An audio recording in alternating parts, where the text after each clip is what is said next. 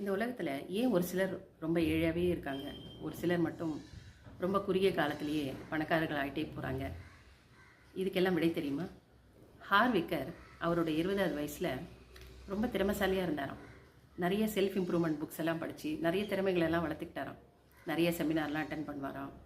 So என்னென்ன business இருக்கோ அதெல்லாம் பண்ணிகிட்டு இருந்தாராம். அவ்வளோ திறமைசாலியாக இருந்து நிறைய பிஸ்னஸ் பண்ணியும் அவருக்கு அந்த பிஸ்னஸ் எல்லாம் தோல்வி தான் அடைஞ்சுதான். எதுவுமே சக்ஸஸ் கொடுக்கலையாம். ஸோ ரொம்ப மன உடைஞ்சு அப்படியே உட்காந்து யோசிச்சுட்டு இருந்தாராம்.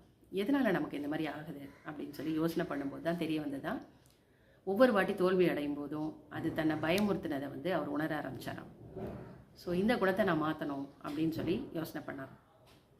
அப்போ அவங்க அப்பாவோட ஃப்ரெண்ட் அவருக்கு அட்வைஸ் பண்ணியிருக்காரு, நீ பணக்காரர்கள் எப்படியெல்லாம் யோசிப்பாங்களோ அந்த மாதிரி நீ யோசிக்கணும். அப்படி யோசிச்சாதான் உன்னால் பிஸ்னஸில் சக்ஸஸ் அடைய முடியும் அப்படின்னு சொல்லியிருக்காரு.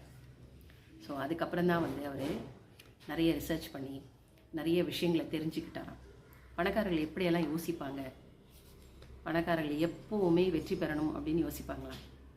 எப்படிப்பட்ட கஷ்டமான சூழ்நிலை வந்தாலும் தன்னுடைய முயற்சியை மட்டும் கைவிடவே மாட்டாங்களாம்.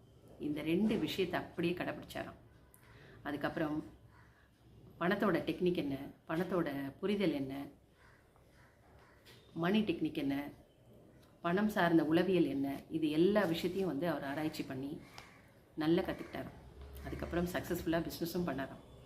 அப்புறம்தான் the secret of the millionaire mind அப்படின்ற புக்கையே எழுதினாராம்.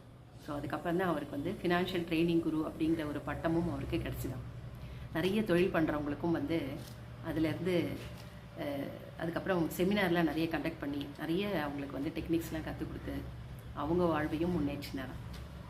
இனி அடுத்து வரக்கூடிய வீடியோஸில் அவர் என்னென்ன டெக்னிக்ஸ்லாம் சொல்லி கொடுத்தார் அப்படின்றத பார்க்கலாம்.